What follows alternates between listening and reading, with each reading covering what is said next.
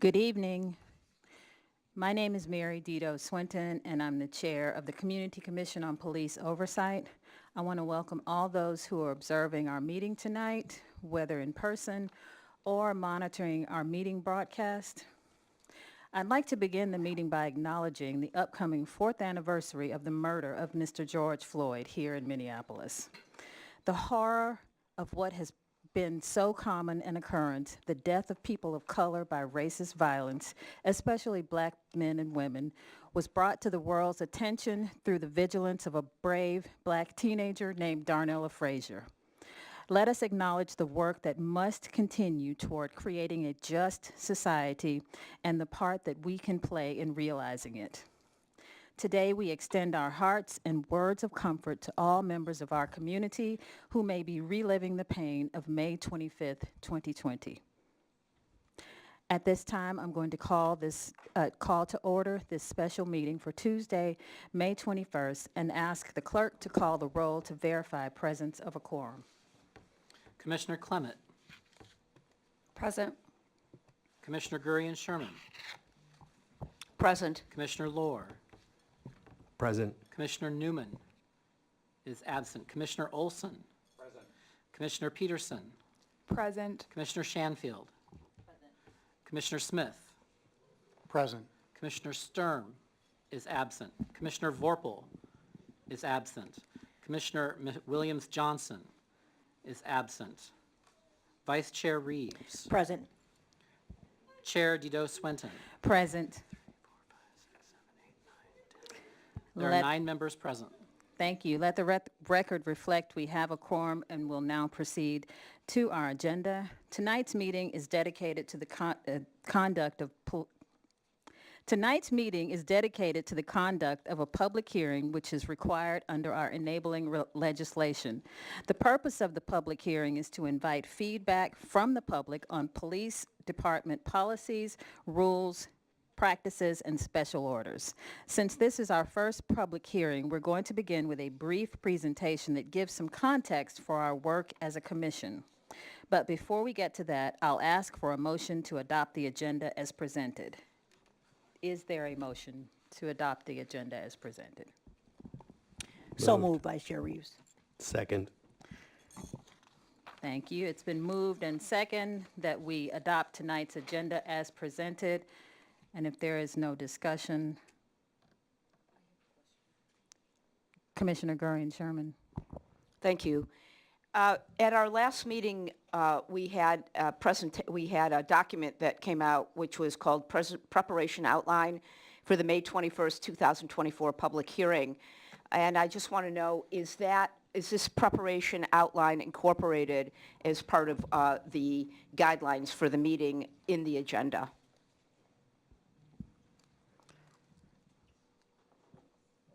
Where is he?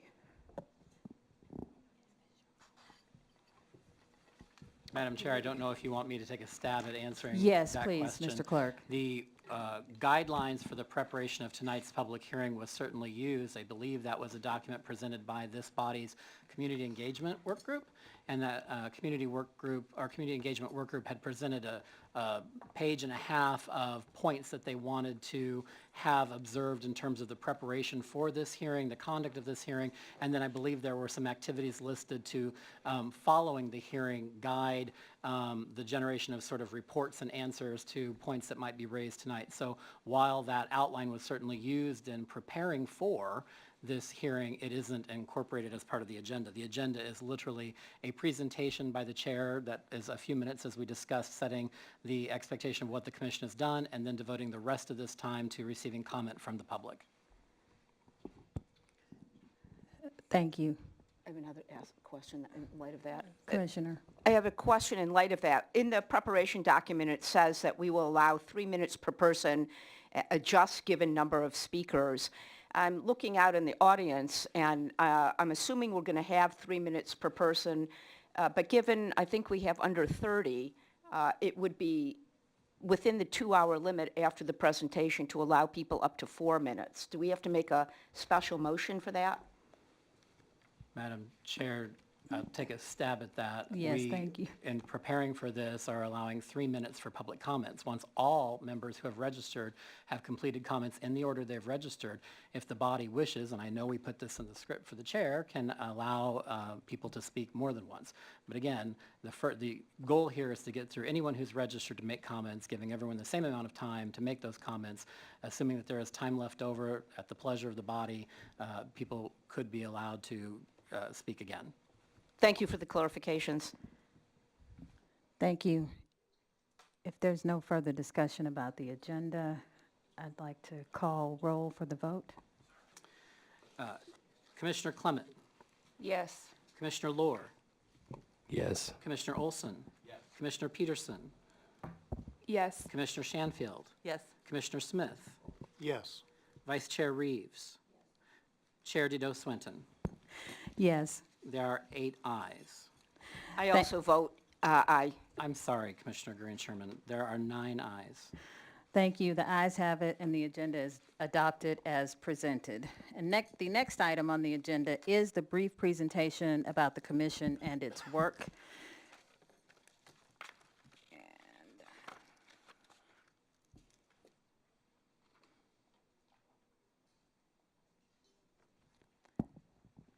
This is just to show you the names of each commissioner by ward, and at the bottom you'll notice the 2 mayoral appointees. Disregard that asterisk next to mayoral appointee on Commissioner Reeves' name. So the Minneapolis Community Commission on Police Oversight was established in response to growing concerns about police-community relations and the need for greater accountability within the Minneapolis Police Department.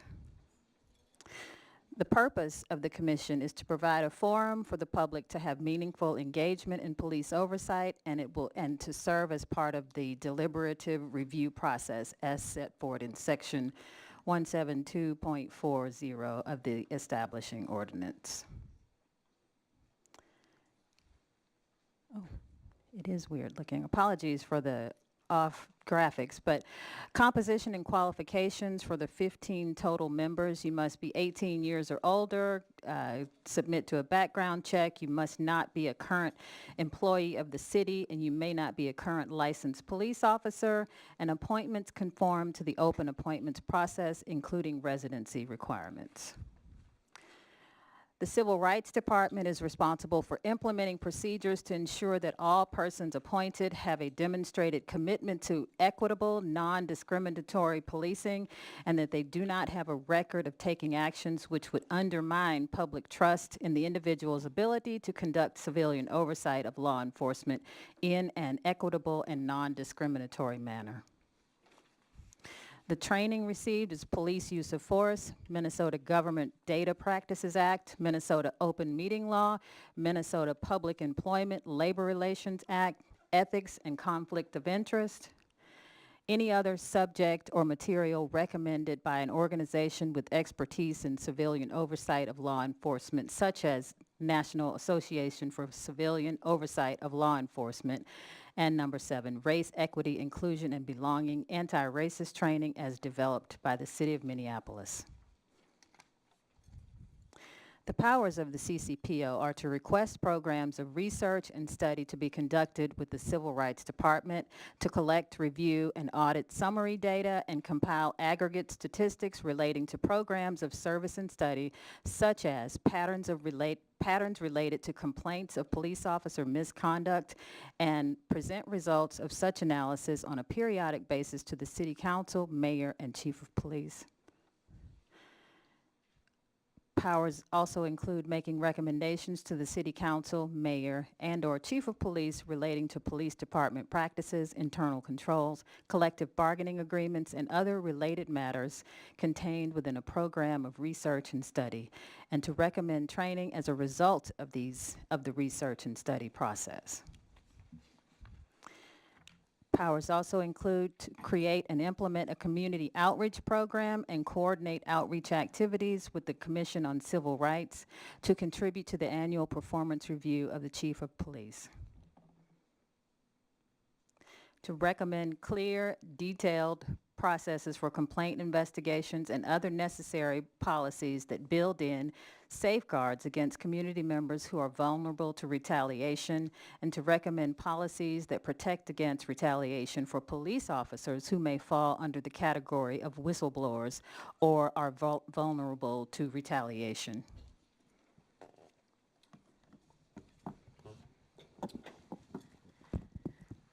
The commission shall conduct a public hearing at least once per year addressing police department policies, rules, practices, and special orders. The commission shall determine which police department policies, rules, practices, or special orders shall be the subject of the hearing. Some additional duties: the commission shall review and provide the public with its analysis and recommendation within 120 days of proposed changes to all policies, procedures, and special orders of the police department which govern use of force or other subject matters addressed in federal or state court orders or federal or state court settlements which pertain to the police department. Some additional duties: confidentiality. All members of the commission shall comply with the Minnesota Government Data Practices Act, Chapter 13 of Minnesota statutes. Review panels. All members of the commission must serve as review panelists pursuant to Section 172.40 as assigned by the Director of Civil Rights or the Director's designee. Some of the procedures: each review panel shall be composed of 5 panelists. 2 of the panelists shall be sworn officers of the police department holding the rank of lieutenant or higher, drawn from a pool assigned by the chief of police or the chief's designee, and 3 panelists shall be civilians assigned by the Director of Civil Rights or the Director's designee from the pool of members of the Community Commission on Police Oversight. The standard of proof necessary for a panel to recommend that an allegation has merit is preponderance of the evidence. Preponderance of the evidence means that the greater weight of the evidence supports the decision. Some of the procedures: when a panel recommends a finding of merit for allegations of misconduct, the panel must recommend an appropriate range of corrective actions. Any recommendations for discipline must be consistent with the civil service rules unless the rules conflict with the applicable collective bargaining agreement and must be consistent with applicable law. Disciplinary decision. The chief of police or designee may return the investigatory file for additional investigation within 15 days of receipt of the panel recommendation. If the chief of police or designee does not return the investigatory file for additional investigation, the police department's determination shall be made within 30 days of receipt of the panel recommendation, unless an employee that could be subject to discipline requiring a pre-discipline hearing is on statutorily protected leave for any period during the 30 days following receipt of the panel recommendation. In that case, the deadline may be tolled during the time that the employee is on statutorily protected leave. Once that protected leave ends, the police department must make a disciplinary decision within 30 days of the end of the protected leave. Any discipline must be consistent with the civil service rules unless the rules are in conflict with the collective bargaining agreement and must be consistent with applicable law. To the extent permitted by Minnesota statutes, Section B.43, and any other applicable law, the police department shall make disciplinary decisions promptly available to the public upon conclusion of any applicable grievance or appeals proceedings or upon the failure of the employee to timely appeal the decision.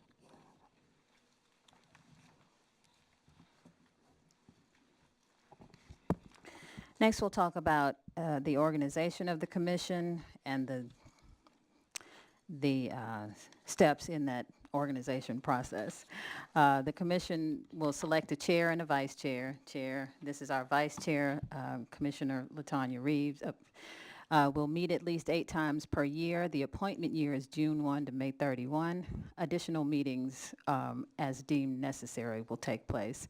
The commission meetings are open, subject to Minnesota open meeting law, and we can take formal action only with a vote of the majority of commissioners present where there is a quorum. And I'll just go through the description of these work groups, and then each of the work group leads will talk to you about their work group and what they have done. We have a governance work group that will develop rules for the Community Commission on Police Oversight to be presented to the Minneapolis City Council for approval. The Community Outreach Work Group will research and recommend ways by which the CCPO might engage with community members to listen to, educate, and collaborate with on matters related to community police oversight.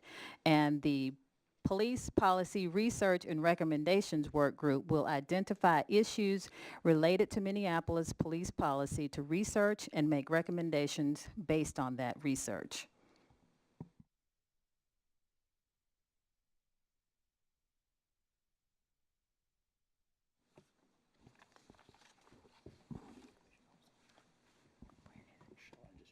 Yes, please, Commissioner Olson.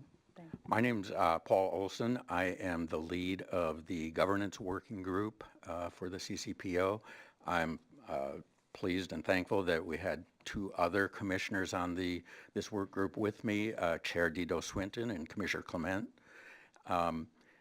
We have spent the bulk of our work this past year working on a draft set of bylaws for ongoing work of the commission. It was some stops and starts. It has taken a little longer than we had hoped, but we are now at the point where we are hoping to be able to present a final set of bylaws to the full commission meeting in June 3rd. If those pass or are amended in that meeting, we can then present them to City Council for approval. On an ongoing basis, we will continue to work as issues arise that affect the organization of the commission. For example, as we receive proposals for revisions to the legislation that establishes the commission, we anticipate that our work group will take the laboring oar in evaluating those with the assistance of our group of colleagues at the City of Minneapolis, and we appreciate them too, the City Clerk's Office, the City Attorney's Office, the Office of Civil Rights, and the Office of Police Conduct Review. They've been very helpful throughout our work, and we anticipate that'll continue. Thank you. We'll now hear from the Community Engagement Work Group, Commissioner Smith. My name is Louis Smith. I'm the lead for the Community Engagement Work Group. Our work group has presented to the Commission a plan for community engagement earlier in the year. It included the public hearing this evening. I want to focus on tonight's hearing. It is our plan to compile all of the comments made tonight. Anticipating that there may be questions asked, we will work on endeavoring answers and posting the answers of those questions. Our work group will assist the Commission in developing key findings from all of the public comments received, and we intend to utilize those comments in updating the Commission's work plan for the rest of the year. In terms of future direction, part of our plan is to have ongoing community engagement sessions, ideally in different sectors of the city. It is our notion that these community engagement sections can more deeply engage in policy review in cooperation with the Policy Research and Recommendations Committee. Earlier community engagement sessions focusing on the settlement agreement, human rights settlement agreement, specifically had comments identifying a vision of working sessions where committee members can dive deep into policy language in terms of MPD policies. So it is our plan as we integrate and align the policy review process to incorporate that into our community engagement work.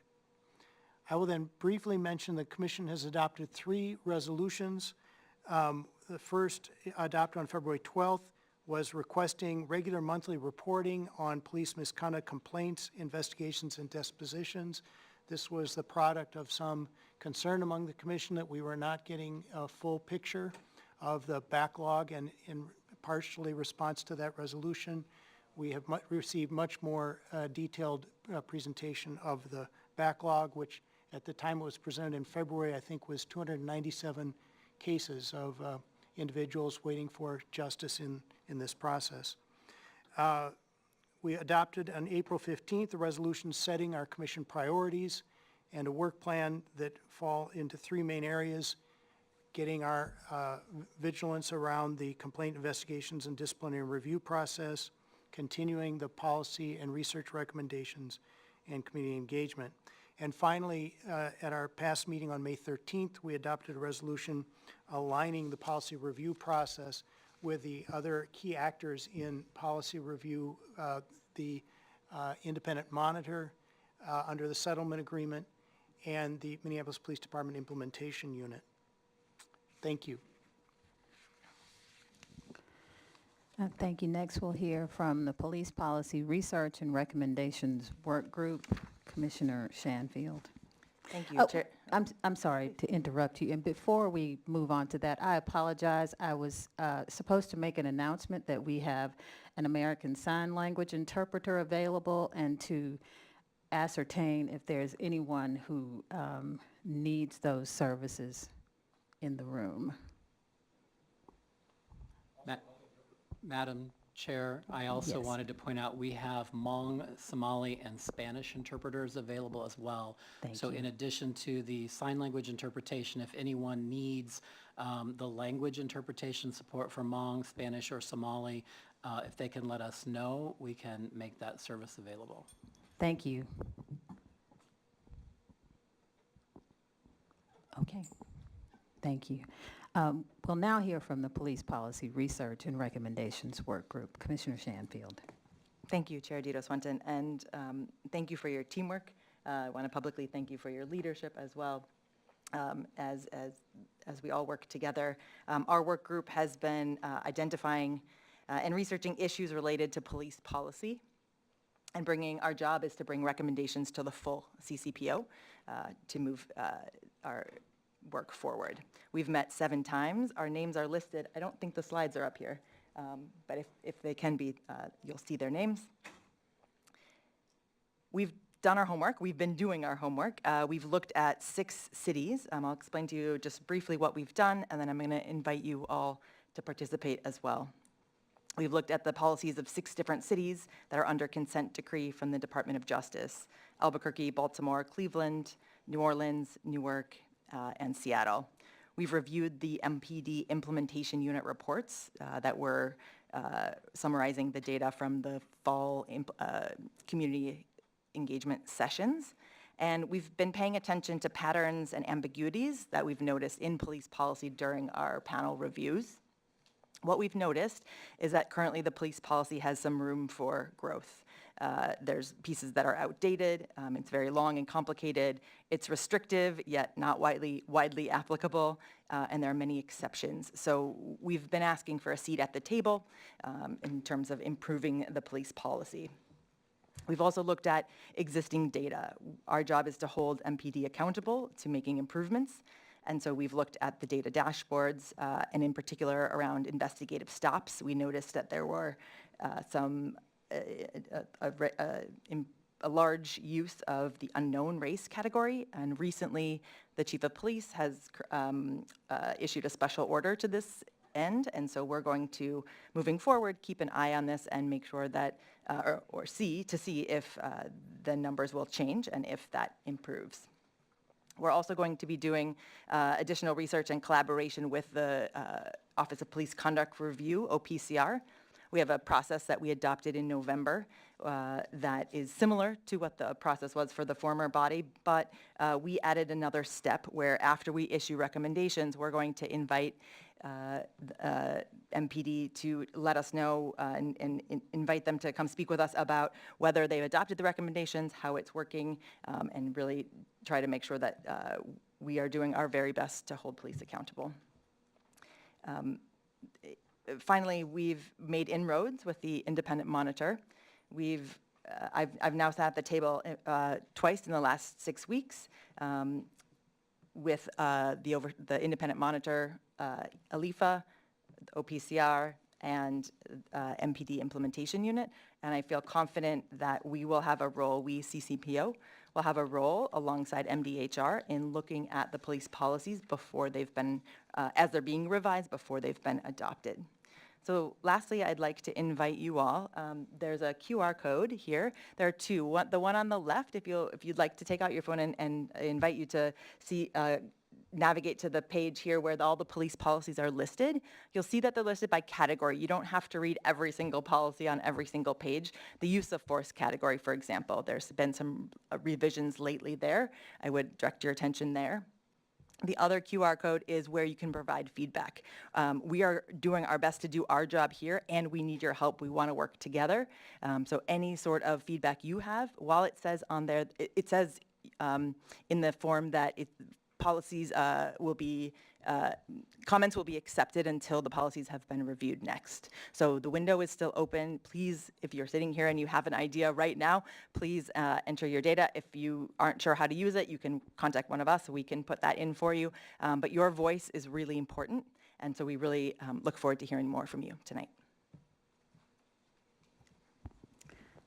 Thank you very much. And now we will open the public hearing portion of the meeting, and I would just want to state again that we do have American Sign Language interpreter, and to see if there is anyone who needs that service. If you just let us know. We also have Spanish, Somali, and Hmong interpreters, and if you need them, if you would please let us know as well. Madam Chair, if we don't have anyone who identifies that need, we'll let the interpreters go. So they've agreed to sort of hang around and see if anybody identifies that. Our language interpreters are, I think, primarily out in the hallway. Our sign language interpreters are here in the room. But if they don't have a need, they'll probably leave early. Did we all hear that? We're going, the interpreters will hang around for a little bit, but if we don't have anyone who notifies us that we need their services, they will be leaving. So if you just let us know. As I indicated, tonight's hearing provides community with an opportunity to comment on police department policies, rules, practices, and special orders. This hearing is required pursuant to the enabling legislation that established this commission and serves as an important component of civilian oversight. We'll be taking speakers in the order that they have registered with the clerk. There is a registration table in the corridor immediately outside this room. You probably passed by it as you came in. If you wish to speak as part of tonight's hearing and haven't already registered, we invite you to do so now. Each speaker will be given a numbered receipt. That number identifies the order in which speakers will be taken as part of the hearing. We will call speakers by name and registered number for easier identification. We ask that speakers monitor the order and that they be ready to step to the podium when their number is called. All speakers have 3 minutes to address the commission. Also, if you have any printed materials to submit with your comments as part of the public record of this hearing, please give those materials to the clerk at the registration table.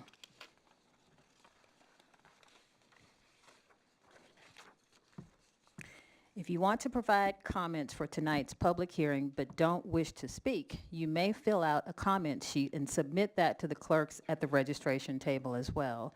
Those written comments will also be incorporated into the public record of tonight's hearing.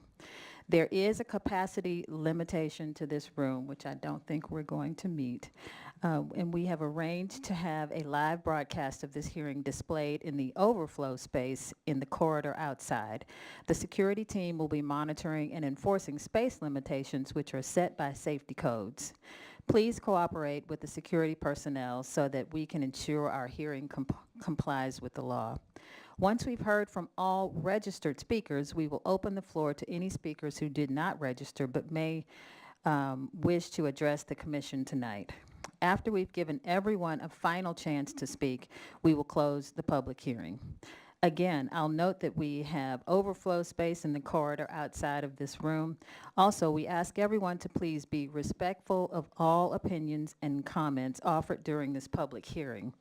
We are broadcasting and recording this hearing. It will help us to assure a quality broadcast and recording if side conversations and disruptions are avoided. If you need to talk with someone, please take those side conversations into the hall so that we can focus on speakers in this space. Also, I'll note that tonight's hearing is not a dialogue with the commission, and we will not be engaging in back and forth discussion. We're here to listen to the community. so we will not be taking questions or making responses. We will, however, produce a full record of tonight's hearing and attempt to address as many issues as possible in a report that will be considered by the full commission at a future meeting. With that, I will now open the floor to public comment. I'm going to call speakers in groups of 5 so that we can have a speaker queue organized to make sure we get to as many speakers as possible. The first 5 speakers in order are number 1, Cindy Devenish, and I apologize to all whose names I butcher. Number 2, Michelle H. Number 3, Dave Bicking. Number 4, Janet Nye. And number 5, Jim L. And I apologize for not saying your name correctly. Thank you. Good evening. Thank you, Madam Chair, and you said my name correctly, so thank you so much. My name is Cindy Devenish. I am a proud member of the National Association for the Advancement of Colored People, NAACP.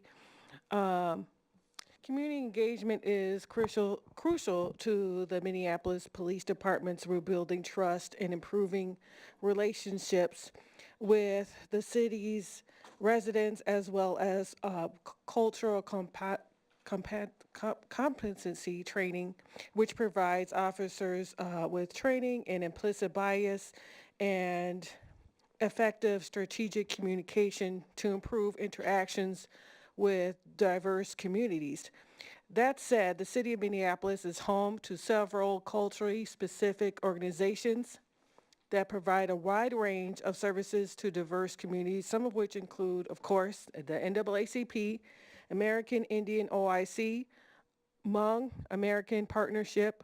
So my question is, what specific cultural organizations is the Minneapolis Police Department actively working with, and what specific goals have been completed to identify and address specific methods to address the ongoing loss of trust and improve public safety for all? Thank you. Thank you. We'll have number 2, Michelle H. Hofelt? Hofelt. Thank you. My name is Michelle Hofelt. I live in Phillips West, and I have attended now, I think this is the 3rd public meeting of the CCPO, and still, like I am reading here, the duties of the CCPO, you need to conduct a public hearing at least once per year addressing police department policies, rules, practices, and special orders. Today is a public meeting, and I hear you addressing CCPO policies. I do not hear you addressing police department policies. So it still seems, after a year in operation, that the CCPO is not doing its duties and it's not using its powers. That's very frustrating for me as a member of the Minneapolis community. I don't think that the CCPO has enough power, because you can only make recommendations, and that has been the problem with previous civilian oversight boards. They make a recommendation, the chief ignores it, but you're not even making recommendations yet. That, to me, that's eroding public trust in you, and that's eroding public trust further in police accountability. Also, I would like to see open to the public work group meetings, because what happens in the work groups, I have no idea. I don't see any recommendations for research. That's one of the powers. And like I heard Commissioner Shanfield, you say, we're asking for a seat at the table. You have as much a seat at the table as you're gonna get, but if you don't use your powers, you're not asking for a seat at the table, in my opinion. I also think that the city requiring commissioners to do a CJIS, like FBI background check, is a big problem. I think you need to push back against that. So people who have an arrest history, even if they've never been convicted of anything, would not be able to then be commissioners. And that's a problem because people who have faced police misconduct are likely to have been arrested. Then they would not be able to get on the commission. I think that's a severe conflict of interest. So I think that needs to be pushed back against. But really, you need to start using your powers and doing your duties as quickly as possible. We're seeing police misconduct on college campuses against peaceful protesters right now. We're seeing police misconduct continue, this history of police brutality against citizens of Minneapolis. So the fact that the wheels are still not moving is just further eroding public trust, I think. I would like to see a civilian body that's elected and has the power to investigate and discipline officers, and that cannot be former officers. That's what I would like to see. Thank you. Thank you. Next, we have number 3, Dave Bicking. Yes, Dave Bicking, Ward 8, and I also work with Communities United Against Police Brutality. And we brought a flyer here tonight for anybody who's interested. We got plenty of them, so giving sort of a rundown on where we see the issues and problems that have beset the CCPO. I won't read it to you or anything. You can get that. But you can see that we definitely consider the CCPO to be a failure in its first year. It just hasn't done hardly any of the things that it was created to do or that you wish to do. I'm going to address more about how we got here. I'm sure that all of you, when you applied because you wanted to see a success of this organization. And a lot of people did. There's 160 applications, this time only 12. I think people are beginning to see it's going to be very hard to be successful in this group. We in the CUAPB predicted the failure of the CCPO, though we did our best to improve the city ordinance. But the failure has been beyond what we could have, frankly, even imagined.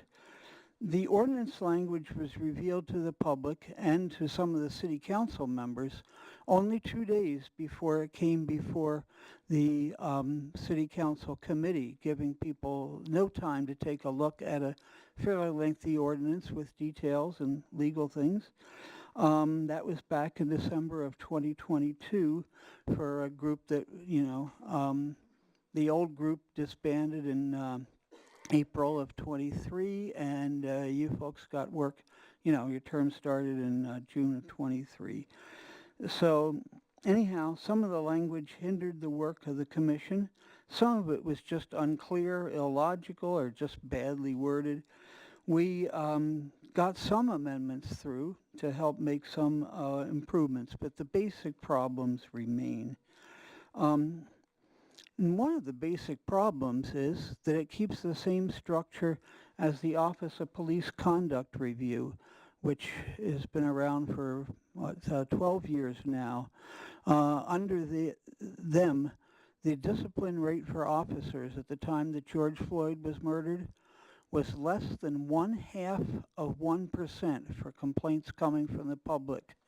Less than 1 chance in 200 that your complaint would lead to discipline. I wish you better in your next year, but you're up against a lot of barriers. Thank you. Next, we have number 4, Janet Nye.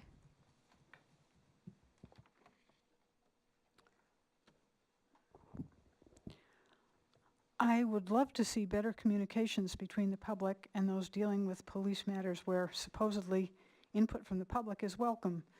It certainly has lessened dramatically since the days of the Police Conduct Review, Police Conduct Oversight Commission, when most commissioners welcomed input from the public.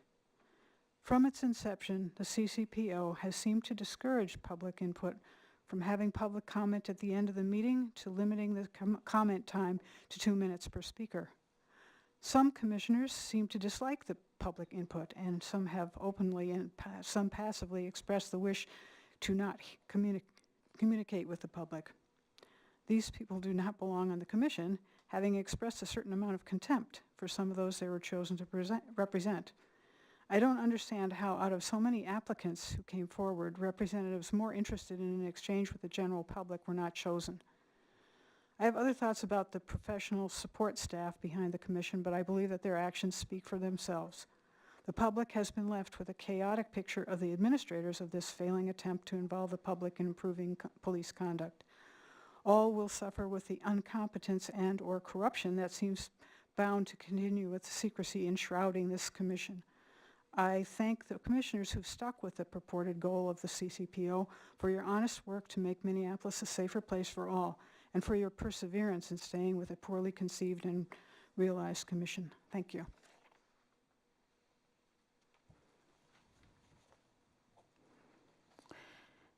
Thank you. Next, we have number 5, Jim. I'm Jim L. It's actually Lieberthal. Thank you. Thank you very kindly. I live downtown in the Loring Park area, and I just wanted to say that I'm really appreciative of comments for more transparency in what's going on. I'm very interested in what you're doing and how you work at it, because I consider myself a very ordinary citizen. I'm not somebody who's really hooked into politics as much as I'd like to, because it's an all-consuming passion. There are other things I'm involved in, but I really respect the time and effort that people put in, particularly into language and the way to craft things. I know that takes a lot of time, and that's actually a ramp-up process, in my opinion, takes some time, so we don't always have results as quickly as we'd like, because you have to get the structure going and working, so I understand that. My main concern is, how can you become a wider net of communication to the entire community? Because I only found about this meeting because somebody I knew told me they happened to know that it was happening and where it was happening. And I'm thinking about using social media, other ways too, to cast a wider net and to have more interaction with the public. You need the responses from the community in order to do your work. So start using social media in different ways, like maybe get a whole bunch of 20-year-olds in there with you so you can start really getting a grip on getting a wider net, because I'm really happy to see this many people here, but it should be even more widely known. I didn't know anything about it until 40 minutes before this particular meeting, and this is something I've been very interested in for a long time. So I'm wishing you luck in what your work is, but really think about casting a wider net and how you can do that. And the other thing too is, as things change, really keep coming back to us and telling us where you're at. Even if something is stuck, saying you're working on this and it's not going perhaps as quickly, or what kind of obstacles are happening. Because if you could tell us what kind of obstacles you're facing, community can help you. So that's my comment. Thank you. Thank you. And before I read the next 5 names, I do want to let you know that we are going to have a significant amount of time after the names who have already signed up speak. So if you would like to speak, please put your name on the list. Where is the list still at? It's still outside, so you can just go outside and sign up. Okay. I'm going to read the next 5 names. Number 6, Tim Peterson. Number 7, 8, Howard Dotson. Number 8, Byron Richard. Number 9, Danielle Carroll. And number 10, Chuck Turchick. Good evening, Madam Chair and Commissioner. Tim Peterson, Ward 13, 15-year veteran of the United States Air Force and the Minnesota National Guard. I grew up navigating the challenges of Lake Street and Franklin Avenue on a daily basis. It's my obligation To help bring our community back together, I've attended the PCRC, Police Community Relations Council, and Unity Community Mediation teams for nearly a year. We believe in building a relationship with the police, but also holding them accountable to the core values of our city. It's been over 4 years since the civil unrest. Thankfully, we do not have the same police force that we did in 2020.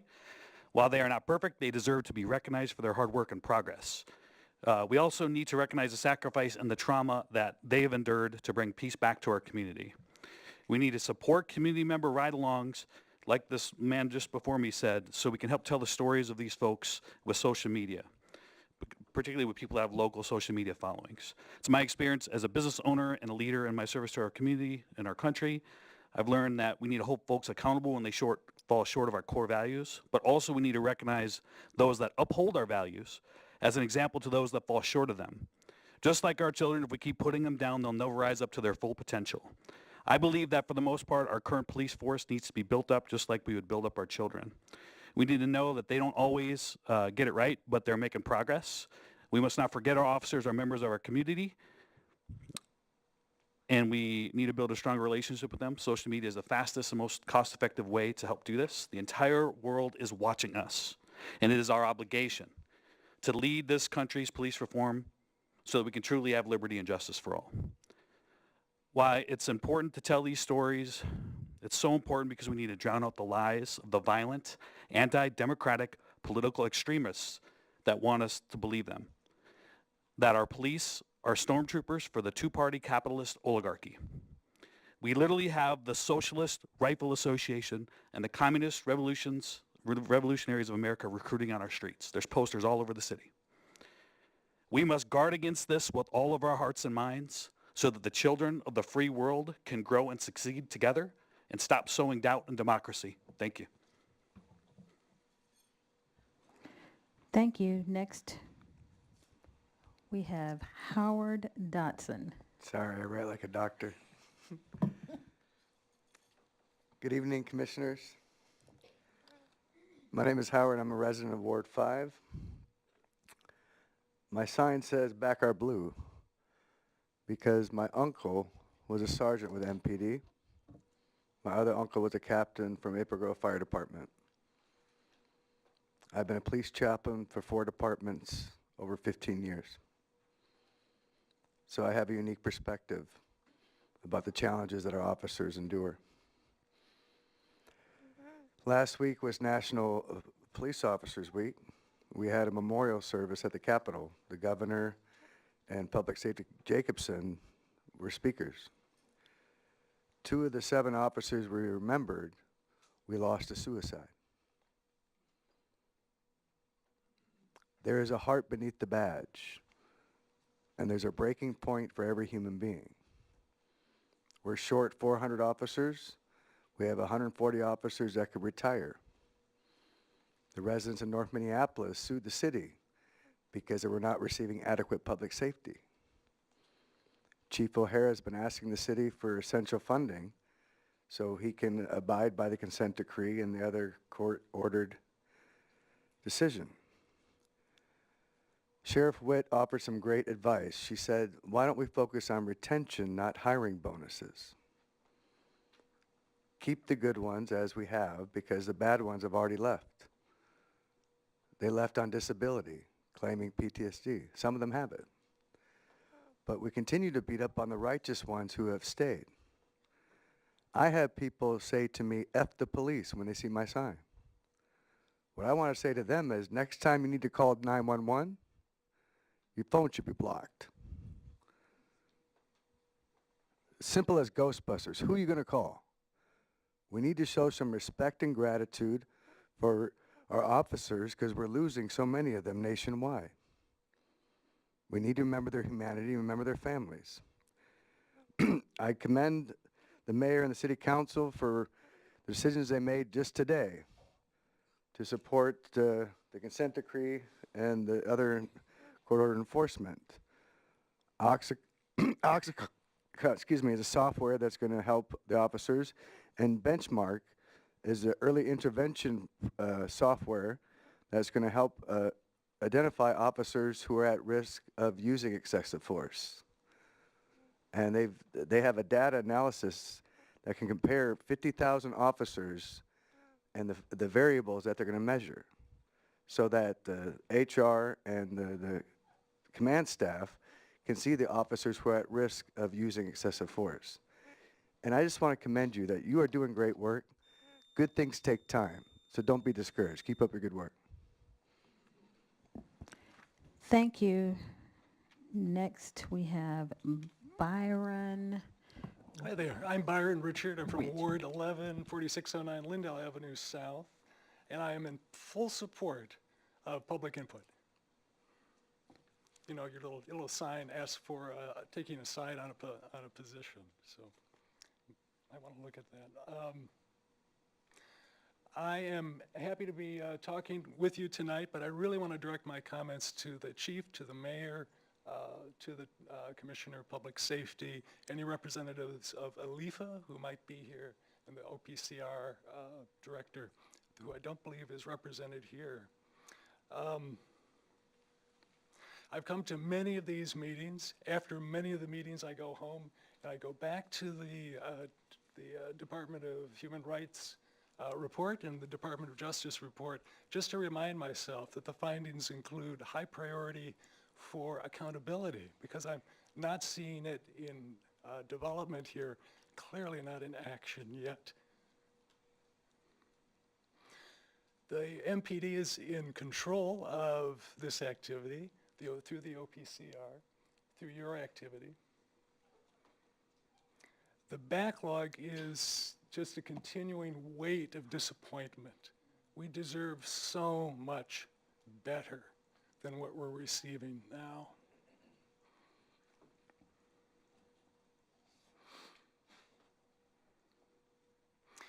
By the way, I would advocate for moving public comment up to the front of your meetings, because I've sat through many of your meetings waiting for that moment, and it doesn't arrive because I have to go home.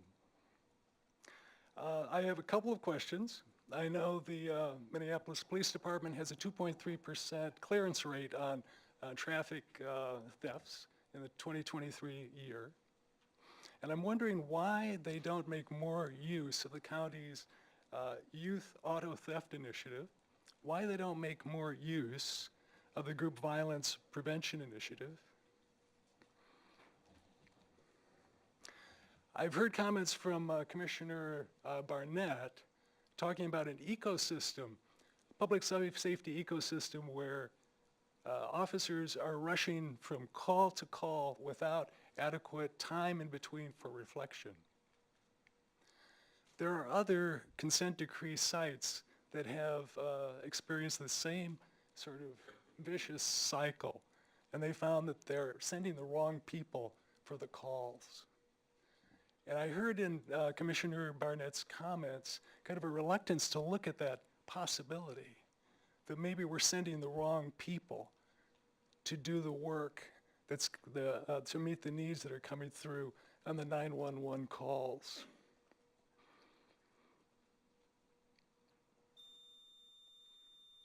So I appreciate the tone of curiosity and respect in the meeting. Thank you. Thank you. Madam Next- Chair, could we recognize the members from ALIFA who are here, since that came up in the comment? We'll do that after we get through the people who have signed up to speak right now. Next, we have Danielle Carroll. Carroll. Thank you. Thank you. So I came here today because I feel that I have run out of resources for these ongoing issues that I've been experiencing since October 13th of 2023. I'm a former employee and patient of a multi-million-dollar healthcare organization. They hacked into my personal accounts and devices. They hacked into my personal medical records. I was prevented from sending evidence to the Minneapolis Police Department. I filed a report of identity fraud with the Minneapolis 3rd Precinct. And I spoke with an officer who gave me the email address for his assistant so that I could send her evidence. I asked to speak to someone a few months later, and when I was talking to this officer on the phone, he said that we usually don't receive 88 emails from someone, and asked if I needed to go to the hospital, that it was just a courtesy call. And then a couple months ago, I called back to give updates on new discoveries that I had found. And I told him, I was in touch with someone from the Minnesota Department of Labor, an investigator, and found that there is someone close to me who is hired by this company and impersonating me. And so I was speaking to this officer once again and told him about the new discoveries, and he said that we're not going to investigate it. There's not enough evidence to go off of. And I said I have quite a bit of evidence that would put felonies on multiple employees' criminal records. I've been scared for my life. I've reached out to other police departments, the Minnesota Attorney General's office, the FBI, and so that's why I'm here, because the second time I spoke with him, he said that they're not going to investigate it, and I said, how is it that a company can say that an employee had a legal name change around the beginning of their employment, attach that name to fraudulent accounts, and that's not enough evidence to investigate a report of identity fraud? And he just told me that they weren't going to investigate it and asked if I needed to go to the hospital. Minnesota Data Privacy Act, it's not until 2026 that we are able to request data from our employers. So I'm wondering what the wait is for, especially when it comes to these private organizations. Thank you. Thank you. Next, we have Chuck Turchick. Hi, Madam Chair, Commissioners. Chuck Turchick. I live in Ward 6, which coincidentally is the only ward that has never had a resident on this board or this commission. I had about 23 comments that I wanted to make, but I think I'll limit it to 2 given the time constraints. The first comment is from the beginning, there has been some clear tension between those of us who follow civilian oversight in Minneapolis and the members of this commission. Some of it is justified. I think some of you see the people who follow civilian oversight closely in Minneapolis, see us as know-it-alls who think that we own civilian oversight in the city. Now, there's some justification for those of you who think that about us. I know I copied you on 10 emails during the first month of your existence. Some of you were outraged at that I had sent 10 emails. Not one of those emails was addressed to this commission. I was only copying you on emails that were being sent to Mr. Jefferson, to Mayor Fry, to the to the Public Safety Committee, or to the Justice Department, because they were related to this commission, so I copied you on them. We in turn see you as carpetbaggers who think that you originated civilian oversight in the city of Minneapolis. Now, there's some truth to that perception as well, because all 15 of you were new to a civilian oversight body. One of you served on a police conduct review panel, but none of you had served on a Minneapolis civilian oversight policy recommending body. So there was no institutional history here, none at all. And the city, whenever they have formed new civilian oversight mechanisms, they have uniformly appointed entirely new people. They don't want any institutional history. My second comment has to do with things that I think you should have used in coming up with your plan for the next year. 150 people applied to this commission. All of them indicated things that they thought this commission should address. You have looked at none of those things. You have not asked the city clerk, could we get those suggestions anonymously? Second, there are 40 case summaries that are sitting on the OPCR's website that you still have not looked at. Third, you have not made a formal request of the city attorney to give you the anonymized reports on every complaint that's filed that is required by the ordinance and has been required by the ordinance for more than a year now. And fourth, you haven't made you haven't had any discussion about the research progress that were on hold from the PCOC when this commission began to meet. Why don't you look at them to see what was on hold when they were terminated by the city council? Thank you very much. Thank you. And now if we could have members from the independent monitor introduce themselves. Thank you.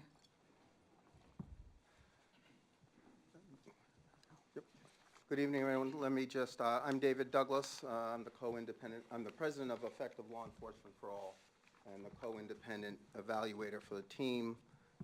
Michael? If you could please use the microphone so that everyone can hear. Good evening, Michael Harrison. I'm the co-lead of the independent monitoring team. Have a 33-year career in law enforcement, 28 years in New Orleans, 4.5 years as the chief there, and then on to Baltimore to be the police commissioner for 4.5 years there. Joined the LEFA team right after I finished up there in August. Thank you. Arlinda Westbrook, glad to be back again. I'm handling the community engagement sections, the accountability and oversight, and non-discriminatory policing. Thank you. Hi, I'm John Salamone. I'm the project manager for the team. I worked on New Orleans consent decree as part of this, as an employee of the city. I was one of the people who were monitored by David, and that's how I got to know the team. I'm glad to be a part of our team. Hi, good evening. I'm Julie Solomon, and I will be covering the officer support and mental health response sections of the settlement agreement. So my background is a social worker by training, and I've worked at the intersection of criminal justice and behavioral health for many years and with many different police departments. So thank you very much. Thank you so much. You may be seated. Okay, back to our public comment list. We have number 11, Jay Yates. Number 12, Andrew Cluis. I'll let you say it. Thank you. Number 13, James Riley. Number 14, Alex Ali G. And number 15, Tashira Garraway.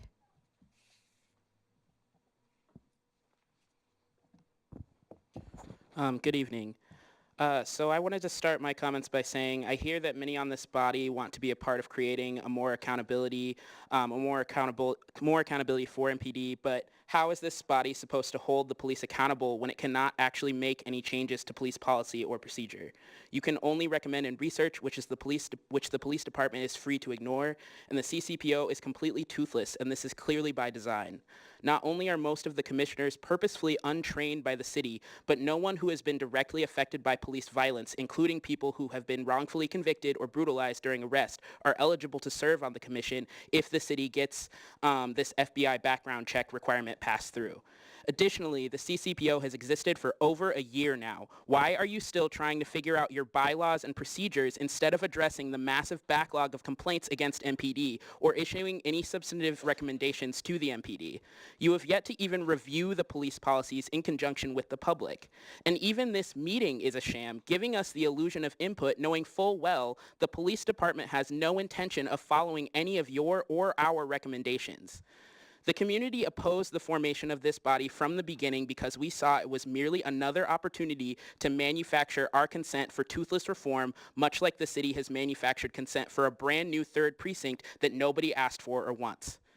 As a civilian who pays the police to brutalize students on the campus where I work and the unhoused in my neighborhood, I do not need a review board. I need a way to directly influence the policy and procedures of the cops who patrol our streets. And as a black person, I need to know that if I face violence from the police, that it won't take more than a year to even look at my complaint.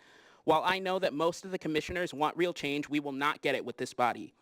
As others have said, the people are watching, and the people of this city know that cops are not children who need coddling instruction. They are grown men and women who signed up to do a job, and many of them have destroyed hundreds of families by killing their loved ones and are still employed. I am not paying for cops to destroy the only possessions of the unhoused in my city, and I am not paying them to intimidate students exercising their right to free speech. When adults can't do their job properly, they face discipline, not hand-holding, and at this time, that is all this body can provide. We need community control of the police, and we need it now. Thank you. Thank you. Next, Andrew. I'm hoping you can raise your hands. I know you're not allowed to report or respond, so if not, I'll look for the answers in your report. Has everyone on this board had use of force training at this point? How many people have had that use of force training within the first 3 months of their term? And how many people have had it within the first 6 months of their term? I'd be really interested in learning that. Can civilians see the training documents, PowerPoints, and et cetera that you guys saw during your training? Was this training done by someone from the MPD, or was it a nationally recognized expert on the use of force, unaffiliated with the MPD? Was this training on what the MPD use of force policies were, or was it on training on the legalities of use of force and when excessive force is reached, the laws and the court cases regarding that? Finally, it was just mentioned that there were some changes to the policies. As you can tell, I'm very passionate about policy, police policy, especially use of force. I'd like to hear more about that because I looked at those draft policies last week because there was a meeting about those and they were unchanged from the day they went up. So I'm really hoping that we do see some drafts and some changes of policies, but I don't know how to tell that because I sure aren't seeing them up there. Thank you.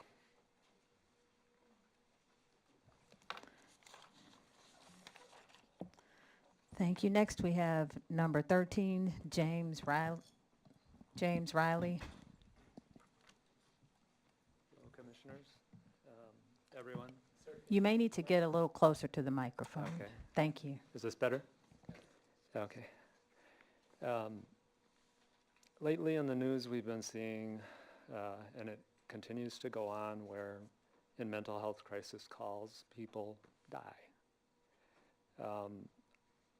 My goal here tonight is to communicate to everybody my idea of how people can confidently feel confidently calling 911, knowing that they'll get the right response in mental health crisis calls.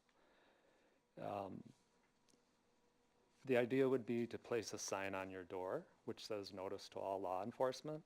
Is your presence here at this time compliant with Travis's law, Minnesota Statute 403.03, Subdivision 1B? And if you're uncertain, consult with your leadership before proceeding. Your visit will be documented for use to be shared with public officials and legal counsel. I recommend anyone who does not feel confident when they call 911 that they're going to get a response that doesn't end up in a situation like that, where somebody dies in mental health crisis calls. Those calls, I do not believe police are the right resource for those calls. Primarily, there are instances when they are required to assist and co-respond. But that would be my idea to the public on how you can feel more confident knowing that going into those situations, you can feel confident that a death will not occur. There's so many factors involved, and I do understand. I don't blame police. I just don't think that people should have to worry about that at a time of crisis.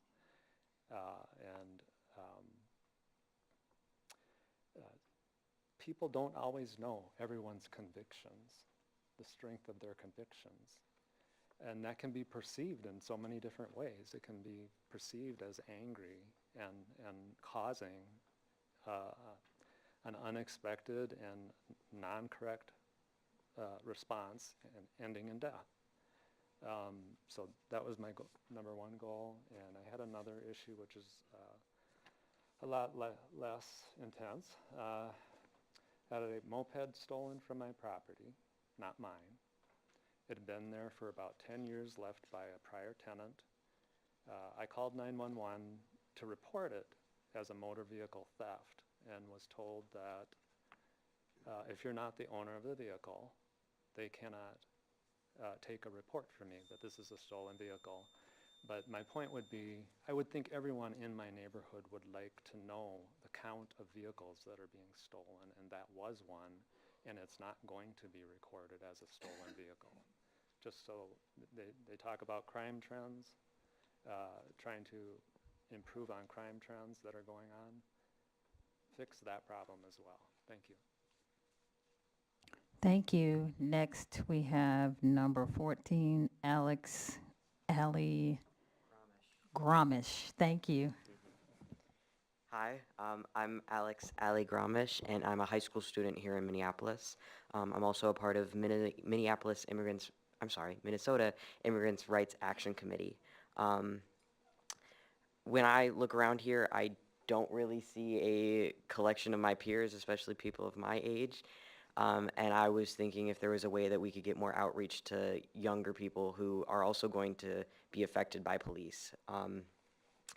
And I have a second comment is that I really like the idea of this committee, so much so that I would want to do this as my job. This sounds amazing.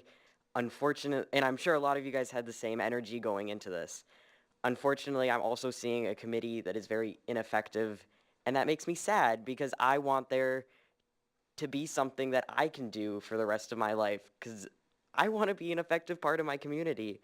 I guess my question would be, is there really no way that you guys can enforce your recommendations? Because if you're unable to enforce the oversight, which is supposedly your job, I would either recommend to really change the powers of this body or alternatively completely dissolve it and form something new that could be effective. Thank you. Thank you. Next, we have number 15, Tashira Garraway. Hi. My name, again, Tashira Garraway. I'm here to specifically speak on behalf of impacted families that have lost loved ones. Since the year 2000, we have lost over 470 bodies at the hands of law enforcement here in the state of Minnesota. And I am wondering if there is anybody on this committee that has lost a loved one at the hands of law enforcement.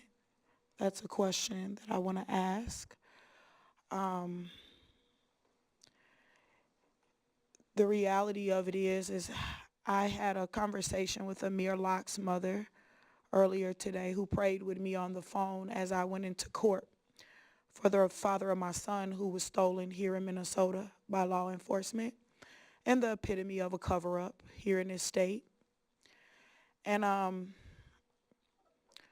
I can't even put into words, for the sake of my son, my family, and all the families that I fight with and advocate for, what we are enduring, what we are feeling in the community, specifically for people that look like me. And I see that we have a few people on here that look like me, that possibly have children and have young brothers and young black men in the community living right now. And it's heartbreaking to sit in the audience and hear a young lady say that's probably around the same age as my son is to say that you guys can do nothing with your recommendations. I'm just wondering, if you guys would think about including people who have lost loved ones at the hands of law enforcement in your group. And I am just really confused on if you can't, if your recommendations, aren't valuable or aren't being used, then what are you guys doing? It's just really confusing, and it's confusing the heck out of the community, but most of all, the people that are out in the community suffering. We got people that are really suffering behind this loss. It's not a game. It's not nothing to play with. It's real life pain in our community right now. And it was more pain inflicted after George Floyd and that led up to George Floyd. I hope that I touch somebody's heart tonight, even if it's just one person, that you can hear the pain in my voice, that I'm speaking for the people that are out there, and that it's something different that can be done. I am with Jay on community control of the police, because it's clear that we got to do something different. We can't go about things the same way and expect a different result. That's the definition of insanity. And I really would love to see impacted families on this thing here with you guys, and really like to see some results come out of whatever you guys are doing. Thank you. Thank you. Next, I'm going to call the final 3 people who have signed up to speak.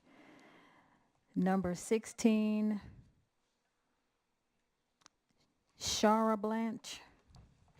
Apologies for butchering, I'm sure, your name. Number 17. What? Number 17, David Douglas.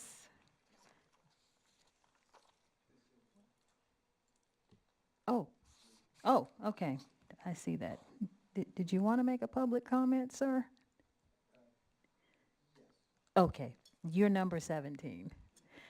Number 18, Julius Cochran.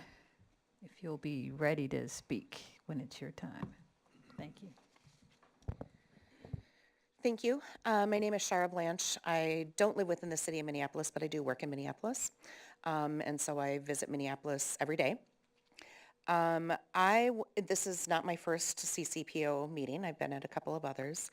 And while I was late today, the things that I want to address are public engagement and transparency. There are things that I have seen that have happened with this committee or commission that are quite the opposite of transparency and public engagement.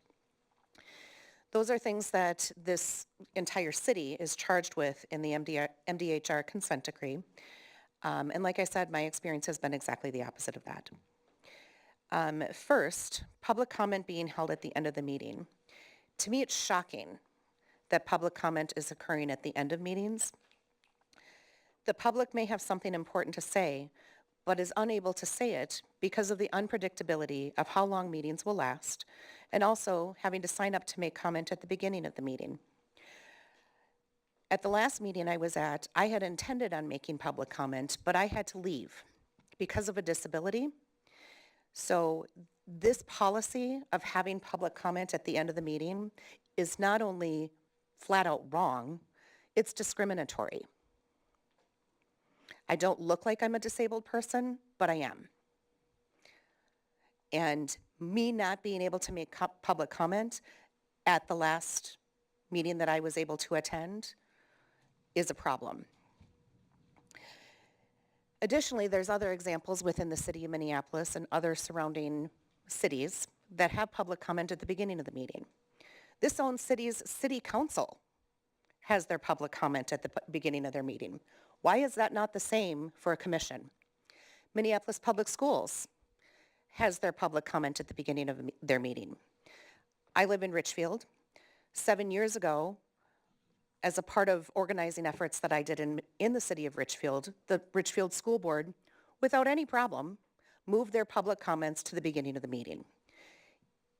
There are people who have things going on outside of attending commission meetings, but they want their voices heard. If you truly want to engage the public, set the public comment times at a time where people can predict when they can come in and make that public comment. The last meeting I was at, I left at the end of that meeting, at the scheduled end time of that meeting, because I was in so much pain that I had to leave. Second, I want to talk about transparency.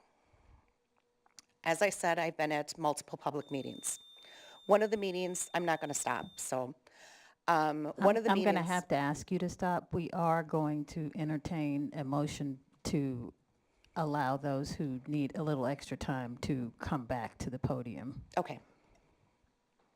Thank you. Number 17. Oh, that's right. Go ahead. Good evening. Initially, I had put my name on when we were mentioned so that people would know we were here, but I'd like to take this opportunity in 2 minutes just to let everyone in this room know a little bit about our work. As I said, I'm the president of Effective Law Enforcement for All.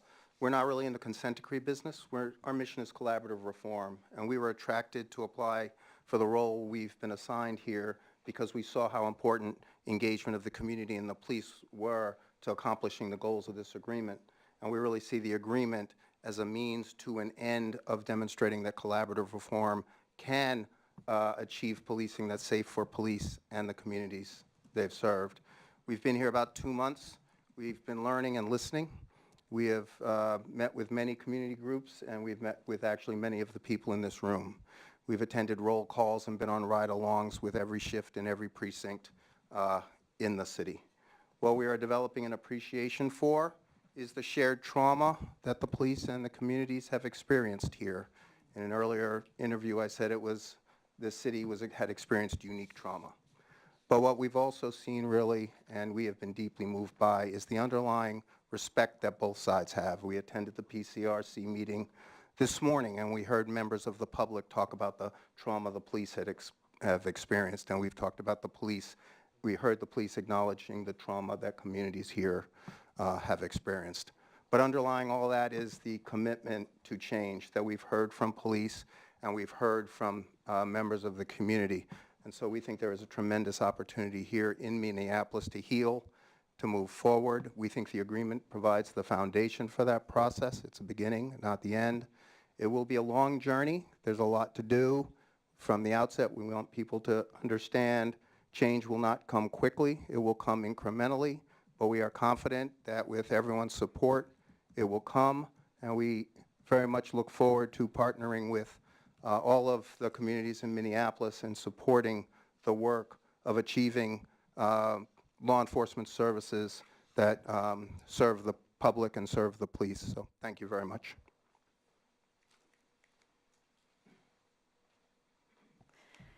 Thank you. Are you Julius Cochran? Thank you. How you guys doing today? My name is Julius Cochran. I'm president of Black Political Action. I'm also a community provider and a mental health therapist. I actually wasn't even planning on speaking because I thought that signing in was just getting in the door. This is my first time here, everybody. So somebody should have told me something, you know? So, being at the first meeting here, I could definitely see that there's a lot of difference in opinion. There's a lot of emotions. There's a lot of pain. There's a lot of trauma. People are still trying to heal. Our community is still trying to heal. Queen, I just wanted to let you know that you touched me in this room, and I definitely felt your pain. So I just wanted to acknowledge you. So with that, I don't really have much to say except for, I hope that we can find, peace, harmony, a path moving forward, where, people can feel heard, respected, and, feel like we can come up with a solution for our community to move forward. Thanks. Thank you. Number 19 is Leslie Mercer.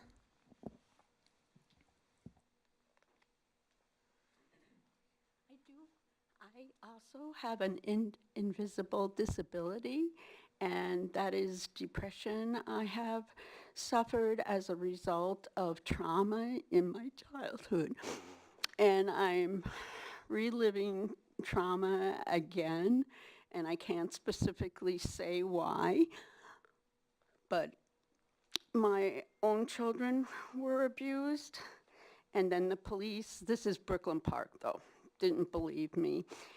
And also when I mentioned about a doctor raping me, I wasn't believed. And that person, it's just, it seems like a lot of police need education in domestic violence. And I just wanted to express that I hadn't planned to say anything, but there are deep problems, and we need the consent and decree to go forward as soon as possible for the sake of children, for the sake of everyone. And also, I have 3 daughters, and my middle daughter lives north, and she says the gunshots have caused her to have PTSD.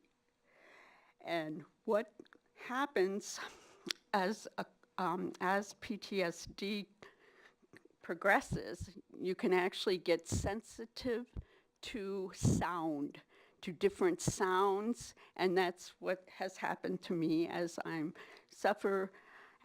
a sufferer of PTSD. We need more policemen in North Minneapolis, and obviously it's really hard to employ police, but we need them more in North Minneapolis so that these gunshots don't keep on ringing in these people's ears. PTSD is a horrible, horrible disease, and we can prevent some people in North Minneapolis from having PTSD by having more police on the streets. Thank you. Thank you. That completes the list of all registered speakers. Is there anyone else who wishes to address the commission tonight?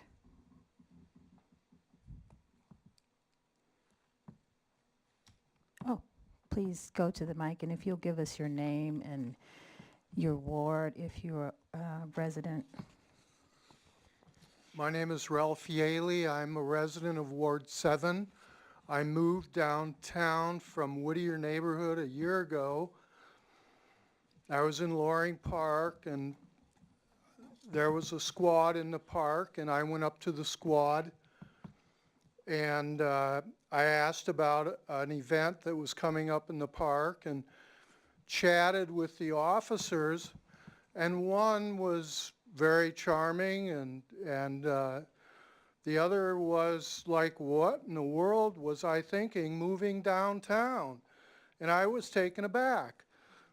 I heard early in the meeting this evening that you are going to follow up on recommendations to the people that you're making those recommendations to get some feedback on your recommendation results. If I think that's an excellent idea and has real potential.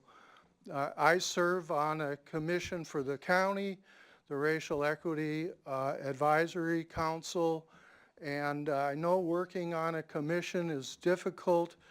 I applaud you, all of you, as volunteers for what you're doing.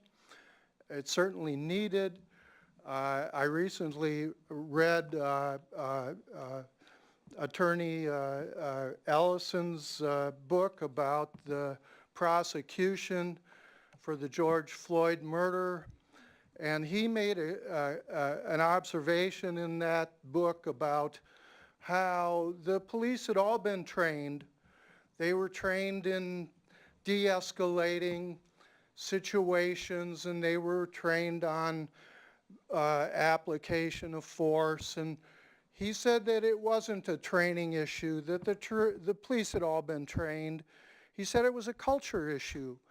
And I really do think that that's an important part of police work, is getting the police involved in the community and giving the police officers a sense of the humanity of the public that they're serving. Thank you very much. Thank you. Is there anyone else who didn't have a chance to register who would like to speak? Hold just a second.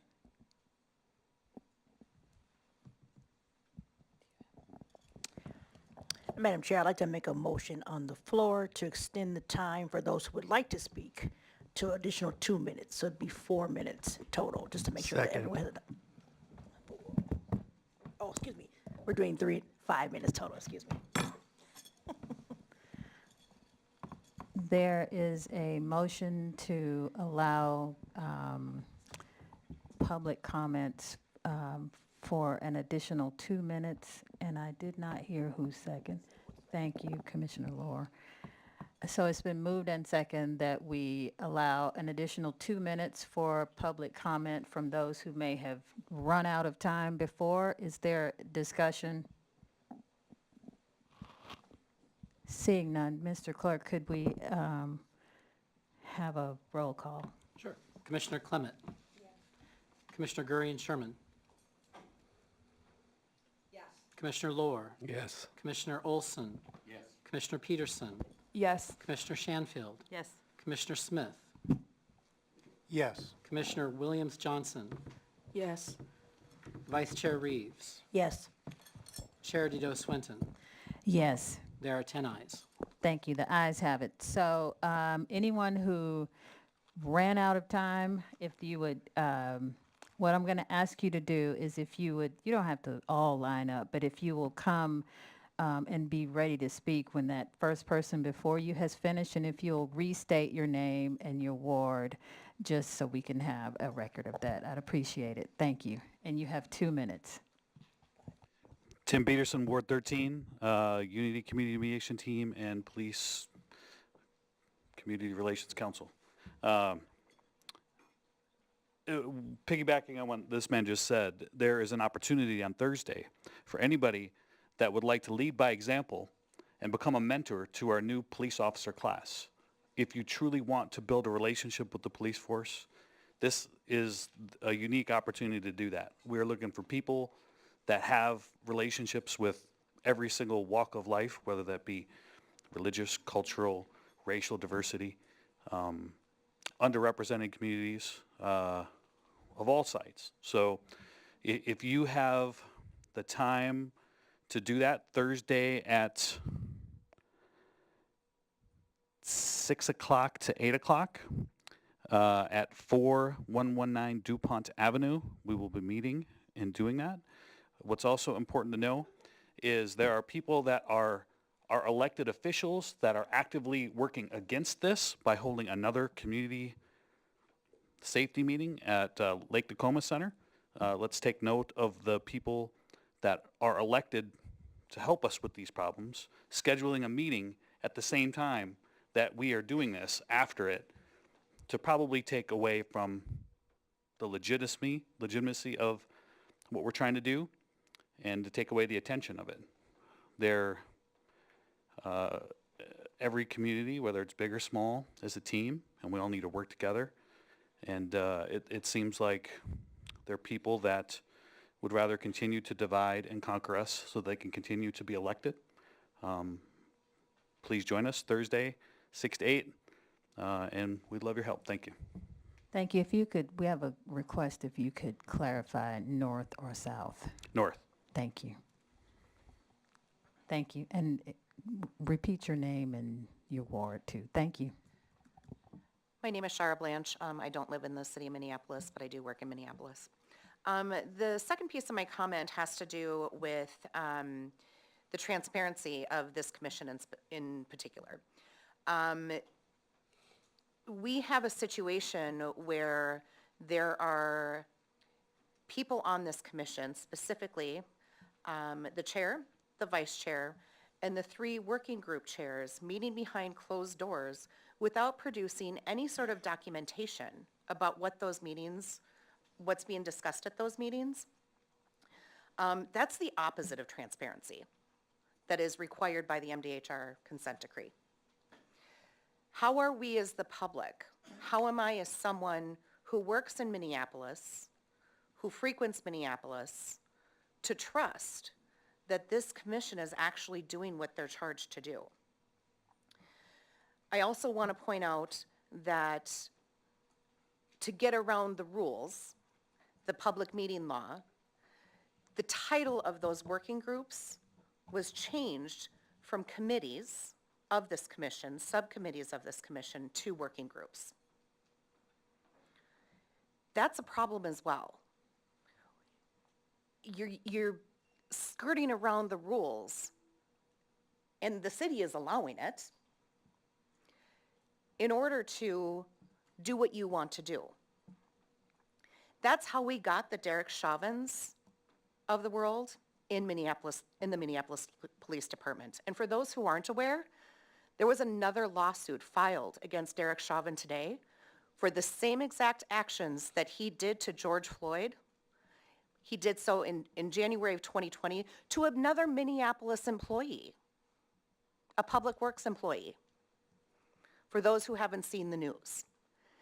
This behavior is going to continue that type of behavior within the Minneapolis Police Department. Thank you. Chuck Turchik, still Ward 6. Transparency again. On your committees not meeting in public, I cannot imagine a public body in the city of Minneapolis in 2024 that deals with police-related issues, that sees some legitimacy in meeting in private. In Minneapolis, Minnesota, that is astounding. The Data Practices Act is a big bar to transparency on police-related issues. The city has never lobbied for a police officer exception to that act. The PCOC, the CCPO, has never requested the city to lobby for that change. An officer told me that he was upset that 2 closed cases of his were simply listed no discipline. He wanted the public to know what was in that case. I told him the Data Practices Act protects your privacy, no one else's. You can request that it may be made public. Why don't you request that the OPCR inform officers of that right? Why don't you request that the OPCR inform officers that they can have their complaint handled in public if they want to?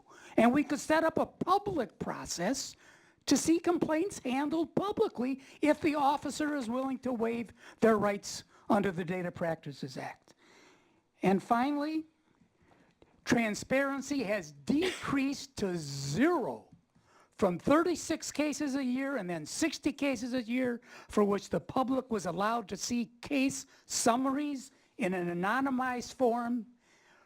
In the year that this commission has existed, there have been 0. And that's again because you will not request the mayor to enforce the ordinance that already exists. Thanks. Thank you. Howard Dodson, Ward 5. I want to lift up some positivity. I told Mayor Fry that he has built his dream team when he nominated Miss Phillips to be the Civil Rights Director. She's coming from Baltimore and Oakland, and the City Council is voting on her nomination Thursday. He brought Chief O'Hara from Newark. He brought Damon Chapin from Boston. We have a dream team because other communities have been through something similar that we're going through right now. And when I think of Baltimore, I think of Freddie Gray, and I remember one of Prince's last songs was Baltimore. And I wonder what Prince would have wrote for us if he was with us when we had our tragedy 4 years ago. He's been gone 9 years. On WCCO and on NPR, I've asked for every house of worship to host a barbecue where we invite our officers to come and break bread with us. Because when you sit down and break bread, it's like the road to Emmaus. You can't help but see each other's humanity. So I commend Chief O'Hara for having the barbecue, for the 4th Precinct having their open house. And if every house of worship had a barbecue and invited our first responders, that could be part of the healing and reconciliation work. We got to see the common humanity on both sides of this. We're still doing the healing work. So thank you for your work. Don't be discouraged. I was a pastor for 12 years. I'd work 60 hours a week, and there was always criticism at the end of the Sunday. There's always going to be constructive criticism, but don't let it discourage the work you're doing. Thank you. Hi, y'all. It's Byron Richard again, Ward 11. Just this thought that because the OPCR is a buffer, a muffler, and a brake to what goes on with this group in our experience of accountability in the city, that they're not here is stupid. Why didn't you bring them here? Hi. I asked earlier if OPCR was present. My apologies to you. So you can always correct me. And when you did the reset, you had the Commissioner of Public Safety here. You had Margaret Anderson Kellier here. And other people who might have some goals about MPD accountability. I want to hear what those are. I don't want to play in the buffer, muffler, break area anymore. I want you to have satisfying goals that you can get to so you can help us see them, and then we can get this city moving toward public safety with law enforcement that's professional and principled, we can be proud of, that they could be happy with. They stop hurting people. That's simple stuff, right? So thanks. Thank you.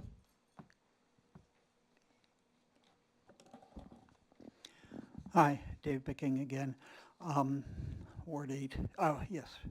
And I ended by talking about the barriers that you face, to success in your second year and the barriers you faced this year.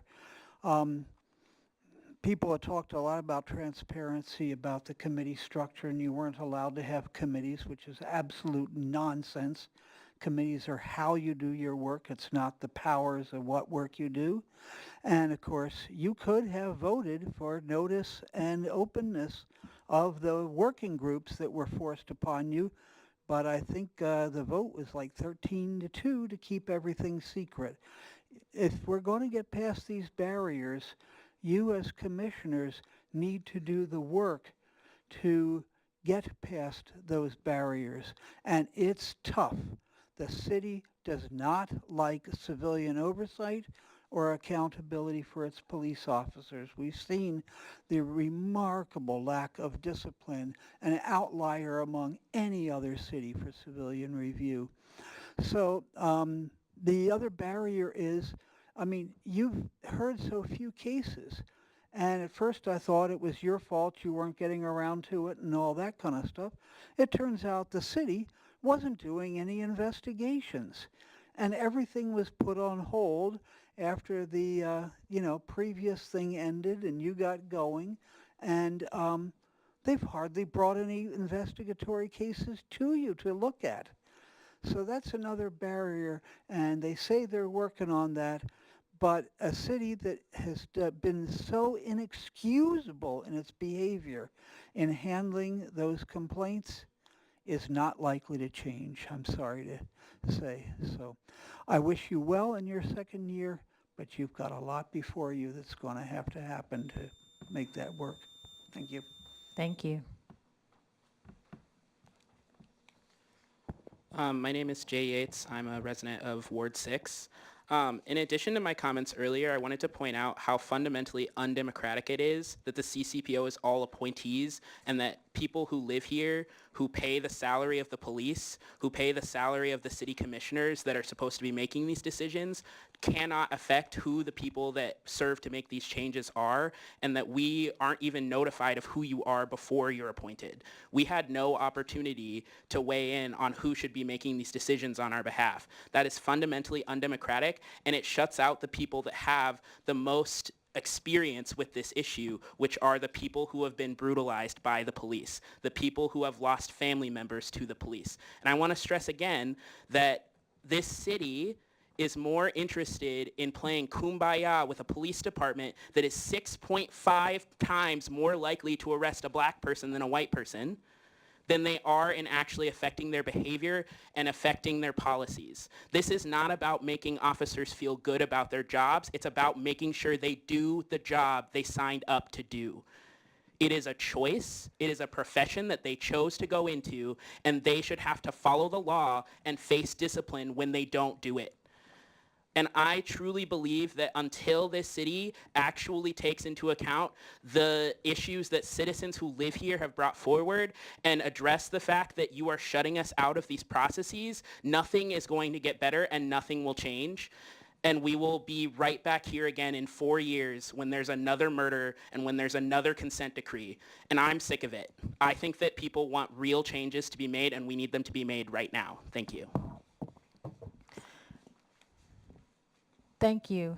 In case we have anyone who's newly arrived, if you would like to make a public comment,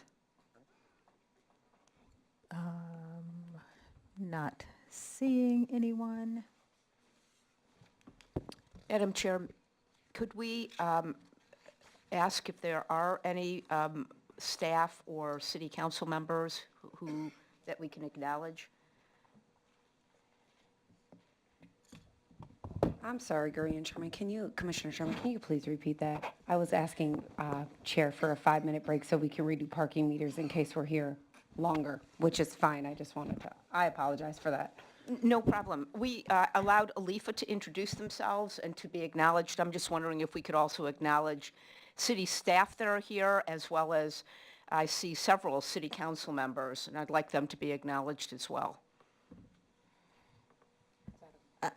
Thank you. I'm going to ask Vice Chair Reeves to preside for just a few minutes. I have a parking issue myself. Would any of the city council members like to come up and say hi, address the body, let people know that you're here? Please come forward if you would like to. We have Ward 2 council member. We have Ward 9 council member. I was going to say 6. Sorry about that. Good evening, everyone. I'm Councilmember Robin Wansley. I represent Ward 2, which have our commissioner here. And I also vice chair alongside Councilmember Chavez here, the Public Health and Safety Committee, as well as the Administration and Enterprise Oversight Committee, which oversees all of matters related to our government, making sure it runs efficiently and effectively and without fraud and waste. But I will pass it to Councilmember Chavez. Hi everyone, Jason Chavez, Ward 9 City Council member. Thank you all for hosting this event tonight. I was watching it online and then ran myself over here to make sure that I can hear from all of you in person. We'll be watching the rest of it on YouTube as well. Just want to appreciate the work you all are doing to uphold our city standard, and I look forward to the work you have. Thank you. Would any of the city staff like to introduce themselves, just so that we know that you're here? Thank you. No, thank you. It's an open invitation. Good evening, Andrew Delane, Assistant City Attorney. I work within the implementation unit within the City Attorney's Office. Good evening, everyone. My name is Carolina Amini. I'm the Interim Director for the Office of Police Conduct Review. Good evening, all. Jameson Whiting, one of the assistant city attorneys for the implementation unit as well. And I'll give a selfless plug. We are currently accepting applications for the CCPO. So I know we said we had 150 last time. That number is a little bit lower this time. So if we can continue to do it. Always at the next session, so it's second time. So not this time, next time. Sorry about that. Thank you. I'm sorry, I didn't hear that. You're saying that applications for the CCPO are They have being since accepted? closed, right, Casey? Yeah, I'm sorry, the application period was open for the month of March, which is the spring recruitment cycle. That closed. We're in the process now of reviewing those applications and providing feedback and opportunities for council members then to make decisions about nominations. So just to be clear, they are not reopened at this time. That is correct. Thank you. Perfect. Thank you, Stacy. Kevin Carlisle. Excuse me, I work for the city of Minneapolis. I'm the manager of community engagement with the Minneapolis Police Department and the implementation unit. Thank you. Antonio Caudillo, Community Specialist, Project Lead, Implementation Unit. Thank you. Thank you, and I want to thank my vice chair for hopefully keeping me from having a parking ticket when I go outside. Madam Chair, if I may, yes. I would just really like to acknowledge the work of the city clerk and the city clerk staff and the way that they have come in to support our work. I just want to make sure that they're acknowledged. Thank you. And with that, colleagues, we have concluded our public hearing. There is no other business to come before the commission tonight. Before we adjourn, though, I would like to offer my sincere thanks for all the members of our community engagement work group for their efforts to organize tonight's hearing, and also our staff for their support. Most importantly, on behalf of the commission, I'd like to extend our thanks to everyone who contributed to this hearing. Your input will help us further develop and improve our work plans and our efforts to provide oversight of the Minneapolis Police Department. And seeing no further business tonight, and without objection, I adjourn this special meeting. Thank you to everyone here in person and for those who viewed online. Good night.